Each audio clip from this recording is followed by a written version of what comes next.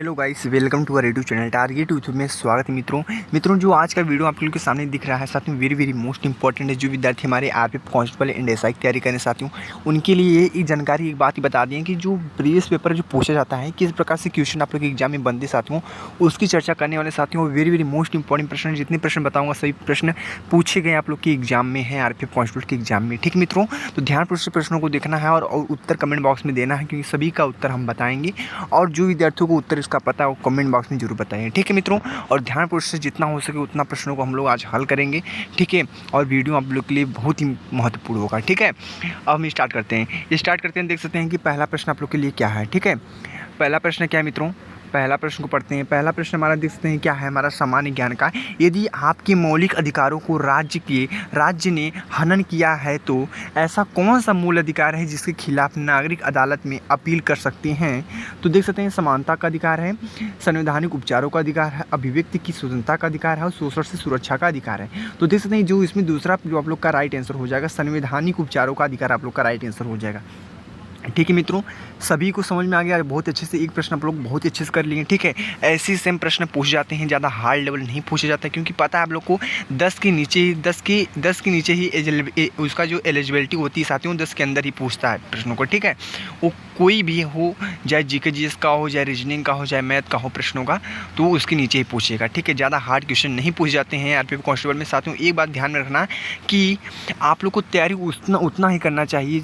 Smart work समझ सकते हैं नहीं आप लोग, स्मार्ट तैयारी करना चाहिए। ठीक है, स्मार्ट वर्क जितना आप लोग करेंगे उतना ही आप लोग के लिए बहुत ही बेहतर होगा। हार्ड वर्क करने की ज़रूरत नहीं है, ज़्यादा हार्ड पेपर नहीं आता है। रीजनिंग जो आप लोग का आरपीएफ कांस्टेबल का है, थोड़ा बहुत जो मैथ में होता है थोड़ा टफ आता है क्वेश्चन, उतना भी नहीं आता है। ठीक है, तो आप लोग को बस ध्यान से पढ़ना है बस, और कुछ नहीं करना है। ठीक है, हम लोग स्टार्ट करते हैं दूसरे प्रश्न। ठीक है, दूसरा प्रश्न देखते हैं आप लोग। दूसरा प्रश्न है क्या मित्रों, दूसरा प्रश्न को देखते हैं। दूसरा प्रश्न किस प्रकार पूछा गया था। दूसरा प्रश्न है, टेबल टेनिस खेल को ओलंपिक खेलों में किस वर्ष की मान्यता दी गई थी। ठीक है, तो देख सकते हैं 1996 में, 1988 और 1972 है और 1900 में। ठीक है, तो इसका जो राइट आंसर हो जाएगा दूसरा आप लोग का 1988 वाला आप लोग का राइट आंसर हो जाएगा। ठीक है मित्रों, तो हम चलते हैं नेक्स्ट पे। नेक्स्ट देख सकते हैं तीसरा प्रश्न क्या है, क्षेत्रफल की दृष्टि से विश्व का 7वां सबसे बड़ा देश कौन सा है। तो 7वां सबसे बड़ा देश जो आप लोग का साथियों भारत है। ठीक है, सभी बच्चों को पता है भारत आप लोग का 7वां सबसे बड़ा देश है। ठीक है, चौथा प्रश्न देखते हैं। चौथा प्रश्न किस प्रकार है, चौथा प्रश्न को देखते हैं कि क्वथनांक से नीचे किसी भी तापमान में द्रव को परिवर्तित करने की प्रवृत्ति को कहा जाता है। तो वाष्पीकरण कहा जाता है। क्या कहा जाता है, वाष्पीकरण कहा जाता है। ठीक है, अगला प्रश्न है कि लाहौर कांग्रेस अधिवेशन के अध्यक्ष कौन थे। तो जवाहरलाल नेहरू थे। ठीक है, सभी बच्चों को पता है जवाहरलाल नेहरू थे। ठीक है, लाहौर कांग्रेस के अधिवेशन जो थे अध्यक्ष थे साथियों, तो जवाहरलाल नेहरू थे। ठीक है, हम चलते हैं छठे प्रश्न को साथियों देखते हैं। छठा प्रश्न हमारा किस प्रकार प्रश्न है कि निम्नलिखित में से किस राज्य की सबसे लंबी तटरेखा है साथियों। से ऐसे ही आप लोग के 4 ऑप्शन मिलेंगे। आप लोग का पता है सीबीटी मोड पे आप लोग का एग्जाम होगा, किसमें, सीबीटी कंप्यूटर बेस्ड पे आप लोग का एग्जाम होगा। ठीक है, तो इसका राइट आंसर क्या होगा, गुजरात वाला आप लोग का राइट आंसर हो जाएगा। ठीक है, निम्नलिखित में से किस राज्य की सबसे लंबी तटरेखा साथियों, तो गुजरात की है। अगला प्रश्न देख सकते हैं। 7वां प्रश्न क्या है, निम्नलिखित में से किसने माउंट आबू जैन मंदिर का निर्माण करवाया था।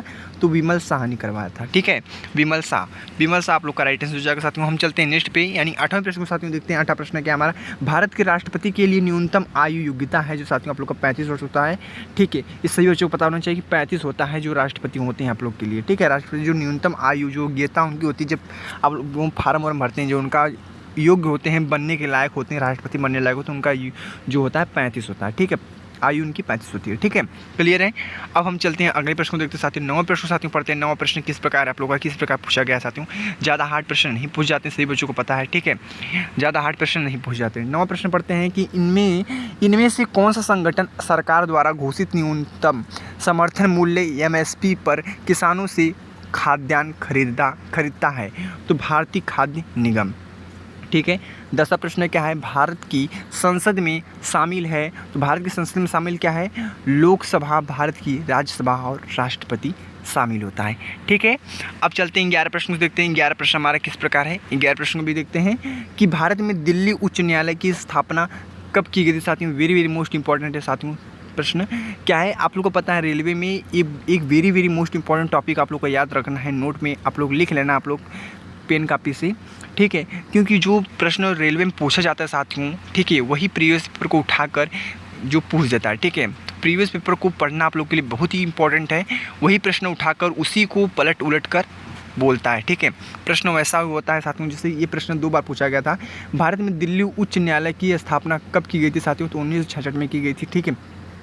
इसको उठा कर भी पूछ सकता है, इसको बदल भी पूछ सकता है, ठीक है, तो उसके ऊपर डिपेंड होता है, ठीक है। 1966 वाला आप लोग का राइट आंसर हो जाएगा, ठीक है। अगला प्रश्न है 12 वाला, 2003 की वित्तीय जिम्मेदारी और बजट प्रबंधन कानून के बारे में है, तो वित्तीय सुधार और व्यय नीतियाँ, ठीक है। आगे चलते हैं 13 प्रश्नों को देखते हैं। 13 प्रश्न क्या है, 2011 की जनगणना के अनुसार हमारे देश में लिंगानुपात है तो 1000 पुरुषों में से 943 महिलाएं, ठीक है। 14 प्रश्न देखते हैं, an inquiry into the nature and college of the wealth of nations पुस्तक किसने लिखी थी साथियों, वेरी वेरी मोस्ट इंपॉर्टेंट साथियों, तो इसका राइट आंसर आप लोग का हो जाएगा एडम स्मिथ, ठीक है। तो साथियों देख सकते हैं आप लोग का जो इसमें आप लोग का एडम स्मिथ आप लोग का राइट आंसर हो जाएगा, ठीक मित्रों। तो आप लोग का क्लियर हो चुका है, एडम स्मिथ आप लोग का राइट आंसर हो जाएगा। 14 का आप लोग का जो आप लोग का दूसरा आप लोग का राइट आंसर हो जाएगा, ठीक है, ये आप लोग का राइट आंसर हो जाएगा, ठीक मित्रों। अब हम चलते हैं आगे चलते हैं, देखते हैं जो 15 प्रश्न आप लोग का किस प्रकार है, जिस दर पर आरबीआई वाणिज्यिक बैंकों को ऋण प्रदान करता है उसे बदलकर यह धन को प्रभावित कर सकता है, इस दर को कहा जाता है, ठीक है। इस दर को कहा जाता है तो क्या कहा जाता है, इसको देखते हैं। इसका आंसर आप लोग का ऊपर है। 15 का आप लोग का कौन सा राइट आंसर हो सकता है साथियों, तो 15 का जो आप लोग का मित्रों राइट आंसर हो जाएगा बैंक दर आप लोग का राइट आंसर हो जाएगा, क्या बैंक दर आप लोग का राइट आंसर हो जाएगा, ठीक है, बैंक दर, ठीक है। अब हम आगे चलते हैं, आगे देख सकते हैं जो 16वां प्रश्न है, क्या चेचक का टीका किसने विकसित किया था, चेचक का जो टीका होता है साथियों किसने विकसित किया था, तो एडवर्ड जेनर ने विकसित किया था, ठीक है, आप लोग समझ गए, एडवर्ड जेनर ने आप लोग को विकसित किया था, ठीक है। अब आगे चलते हैं, ठीक है, आगे चलते हैं, देखते हैं आप लोग अगला प्रश्न जो आप लोग का सामने है 17 प्रश्न साथियों। 17 प्रश्न है, पाक जल मरुमध्य श्रीलंका को अलग करता है तो भारत से अलग करता है, ठीक है। ये वेरी वेरी मोस्ट इंपॉर्टेंट प्रश्न साथियों। भारत जो आप लोग का भारत से रिलेटेड बहुत ही प्रश्न बनते हैं और इंपॉर्टेंट ही बनते हैं, ठीक है। आगे चलते हैं 18 प्रश्न है। 18 प्रश्न हमारा क्या है, इनमें से किसने 1944 में गांधीवादी योजना का गठन किया था, इनमें से किसने 1944 में गांधीवादी योजना का गठन किया था साथियों, श्री नारायण अग्रवाल ने किया था, श्री नारायण अग्रवाल ने, ठीक है।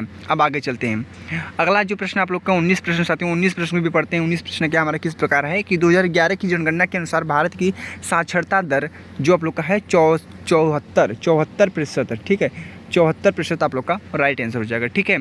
अगला है 20वां आप लोग का क्वेश्चन क्या है, निम्नलिखित में से कौन सा खेल प्रकार LIBE एरो शब्द से जुड़ा है, तो वॉलीबॉल जुड़ा है, ठीक है, वॉलीबॉल आप लोग का राइट आंसर हो जाएगा, ठीक है। अगला प्रश्न है देख सकते हैं 21 प्रश्न हमारा क्या है, प्रोजेक्ट टाइगर वर्ष में शुरू किया गया था, तो 1973 में शुरू किया गया था, ठीक है। 22 प्रश्न क्या मित्रों, 22 प्रश्न को पढ़ते हैं कि बंगाल का विभाजन कब हुआ था, तो बंगाल का जो विभाजन है साथियों 1905 में किया गया था। बंगाल का विभाजन कब किया था, 1905 में किया गया था, ठीक है। अगला प्रश्न जो आपका लास्ट प्रश्न साथियों होगा कि परमाणु संरचना पर काम करने के लिए 1922 में किसको नोबेल पुरस्कार से सम्मानित किया गया था साथियों, तो नील्स बोहर। कौन थे, नील्स बोहर, ठीक है, नील्स बोहर थे, ठीक है, नील्स बोहर आप लोग का राइट आंसर हो जाएगा, ठीक है मित्रों। बस साथियों इस वीडियो में 23 प्रश्न आप लोग के लिए वेरी वेरी मोस्ट इंपॉर्टेंट थे साथियों, ठीक है, जो इंपॉर्टेंट थे वो उसको हमने बता दिया साथियों, ठीक है। और आप लोग को वीडियो कैसा लगा साथियों आप लोग कमेंट बॉक्स जरूर बताइए, करें, ठीक है। और जितने प्रश्न सभी प्रीवियस पेपर के प्रश्न है सभी उठाकर आप लोग देख सकते हैं कि कहाँ से प्रश्न पूछे गए थे साथियों, ठीक है। ये आप लोग का इंपॉर्टेंट प्रश्न था, ठीक है, 2019 का आप लोग का था प्रीवियस पेपर, ठीक है मित्रों। हम मिलते हैं नेक्स्ट वीडियो में ऐसे प्रीवियस पेपर के साथ, ठीक है। तो जय हिंद, जय भारत, वंदे मातरम, जय श्री राम।